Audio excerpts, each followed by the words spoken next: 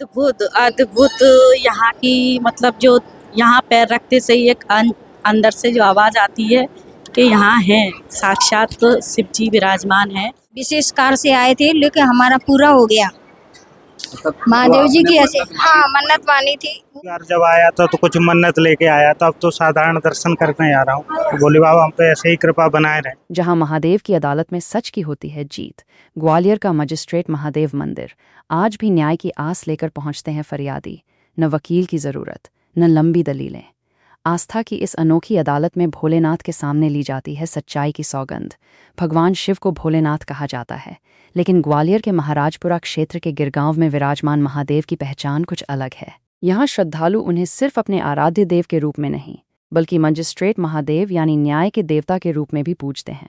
यही वजह है कि इस मंदिर में पूजा और मनोकामना के साथ साथ लोग अपने विवादों और परेशानियों को लेकर भी महादेव के दरबार में पहुंचते हैं। ग्वालियर चंबल अंचल में आस्था का ये अनोखा केंद्र लंबे समय से लोगों के विश्वास का हिस्सा बना हुआ है। स्थानीय मान्यता है कि महादेव के सामने झूठ ज्यादा देर टिक नहीं सकता और सच्चाई अंततः सामने आ जाती है। कब बना मंदिर, कोई निश्चित प्रमाण नहीं। गिरगांव स्थित इस प्राचीन मंदिर की स्थापना की कोई निश्चित तारीख या प्रमाणित ऐतिहासिक दस्तावेज सार्वजनिक रूप से उपलब्ध नहीं है। स्थानीय परंपरा और मंदिर से जुड़े लोगों के अनुसार यह स्थान करीब 1000 वर्ष या उससे भी अधिक पुराना माना जाता है। यहाँ विराजमान शिवलिंग को लेकर भी श्रद्धालुओं में गहरी आस्था है। स्थानीय मान्यता के अनुसार शिवलिंग स्वयंभू है, यानी इसे किसी व्यक्ति द्वारा स्थापित नहीं किया गया, बल्कि ये धरती से स्वयं प्रकट हुआ माना जाता है। इसी प्राचीन आस्था और चमत्कारिक मान्यताओं ने इस स्थान को धीरे धीरे एक ऐसे धार्मिक केंद्र का रूप दिया जहां लोग भगवान शिव के सामने अपनी बात रखने लगे। महादेव कैसे बने मजिस्ट्रेट? समय के साथ इस मंदिर की पहचान एक अनोखी न्याय परंपरा से जुड़ गई। जब गांव या आसपास के क्षेत्रों में जमीन, लेन देन, चोरी, पारिवारिक विवाद या अन्य सामाजिक विवादों को लेकर पक्षों में सहमति नहीं बनती, तो लोग महादेव के दरबार में पहुंचने लगे। स्थानीय लोगों के अनुसार ऐसे मामलों में गांव के पंच, सरपंच और बुजुर्ग दोनों पक्षों की बात सुनते हैं। गवाहों और उपलब्ध साक्ष्यों को सामने रखा जाता है और इसके बाद दोनों पक्षों से महादेव के सामने सच्चाई की सौगंध लेने की परंपरा बताई जाती है। यहीं से लोगों की आस्था में भगवान शिव मजिस्ट्रेट महादेव बन गए। महादेव के सामने झूठ बोलने से डरते हैं लोग। इस मंदिर की सबसे बड़ी मान्यता यही है कि महादेव के सामने कोई व्यक्ति झूठी कसम लेने से डरता है। श्रद्धालुओं का विश्वास है कि यदि कोई व्यक्ति जानबूझकर झूठ बोलकर भगवान शिव की सौगंध लेता है तो महादेव उसे उसके कर्मों का फल जरूर देते हैं। इसी विश्वास के कारण कई विवादों में लोग मंदिर पहुंचकर महादेव के सामने अपनी बात रखते हैं। हालांकि यह पूरी व्यवस्था कानूनी अदालत नहीं, बल्कि स्थानीय आस्था और सामाजिक परंपरा पर आधारित व्यवस्था है। इसके फैसलों को सरकारी न्यायालय के कानूनी फैसले के बराबर नहीं माना जा सकता। पंचों के सामने होती है महादेव की अदालत। स्थानीय परंपरा के अनुसार विवाद सामने आने पर पंचों की मौजूदगी में दोनों पक्षों को सुना जाता है। मामले का विवरण दर्ज करने और पंचनामा तैयार करने की बात भी सामने आती रही है। कुछ मामलों में पक्षकारों को महादेव के सामने अपनी बात रखने और सौगंध लेने के बाद निश्चित अवधि तक इंतजार करने की परंपरा बताई जाती है। स्थानीय आस्था में उस अवधि को महादेव के न्याय से जोड़कर देखा जाता है। यही वजह है कि इस मंदिर की चर्चा सिर्फ धार्मिक स्थल के रूप में नहीं, बल्कि आस्था और सामाजिक न्याय की अनोखी परंपरा के रूप में भी होती है। दूर दूर से पहुंचते हैं श्रद्धालु। ग्वालियर के अलावा आसपास के ग्रामीण क्षेत्रों और चंबल अंचल से भी लोग यहाँ पहुंचते हैं। कोई परिवार की परेशानी लेकर आता है तो कोई विवाद में न्याय की उम्मीद लेकर। श्रद्धालुओं के लिए यह महादेव का ऐसा दरबार है जहाँ वे अपनी बात भगवान के सामने रखकर मानसिक शांति महसूस करते हैं। कई लोगों का विश्वास है कि जब इंसानी रास्ते बंद हो जाएं, तब महादेव के दरबार में सच्चे मन से लगाई गई अर्जी जरूर सुनी जाती है। सावन और महाशिवरात्रि पर उमड़ती है आस्था। सावन के महीने और महाशिवरात्रि जैसे पर्वों पर मंदिर में श्रद्धालुओं की संख्या बढ़ जाती है। भक्त जलाभिषेक, पूजा अर्चना और भगवान शिव का दर्शन कर अपनी मनोकामना मांगते हैं। कई श्रद्धालुओं के लिए यहाँ आना केवल धार्मिक यात्रा नहीं, बल्कि अपने आराध्य के सामने मन की बात कहने और न्याय की उम्मीद रखने की यात्रा भी है। कानून की अदालत अलग, आस्था की अदालत अलग। मजिस्ट्रेट महादेव मंदिर की कहानी जितनी रोचक है, उतनी ही महत्वपूर्ण बात यह समझना भी है कि यहाँ की परंपरा धार्मिक आस्था और स्थानीय सामाजिक व्यवस्था पर आधारित है। किसी आपराधिक या कानूनी विवाद में पुलिस और न्यायालय की वैधानिक प्रक्रिया अपनी जगह लागू रहती है, लेकिन आस्था के स्तर पर गिरगांव का यह मंदिर ग्वालियर की धार्मिक और सामाजिक विरासत में एक अलग पहचान रखता है। कहा जाता है इंसान की अदालत में दलीलें चल सकती हैं, लेकिन महादेव की अदालत में केवल सत्य की सौगंध चलती है। इसी विश्वास के कारण गिरगांव के महादेव आज भी हजारों लोगों के लिए सिर्फ भगवान नहीं, बल्कि मजिस्ट्रेट महादेव, सत्य, न्याय और आस्था के प्रतीक बने हुए हैं। आइए जानते हैं यहाँ के महंत और कुछ ग्रामीणों से कि इस मंदिर की क्या मान्यता है। नमस्कार दोस्तों, जैसा कि चैनल में आपका स्वागत है। और आज मैं आया हूँ गिरगांव, महाराजपुरा के पास में, ग्वालियर में। गिरगांव में एक मंदिर है महादेव जी का, जहाँ पे बताते हैं न्यायालय यहीं पे है, महादेव के पास न्यायालय है और वो कहीं ना कहीं फैसला उन्हीं का रहता है।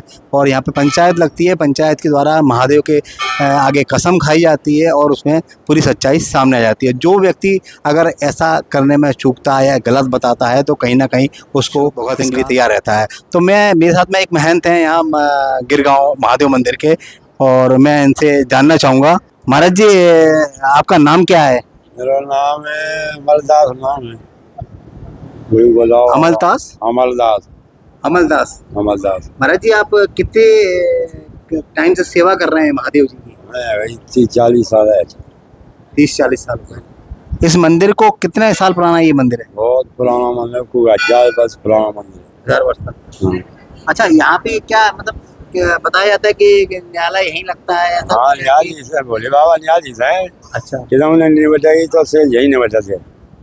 अच्छा। हाँ, न्यायाधीश है भोले बाबा। चोरी के विषय में बेहद न्याय साल है या तो यही नहीं बताते। अभी तक लोग कितने फैसले हो चुके होंगे आज तक? वो क्या 1000 बे है।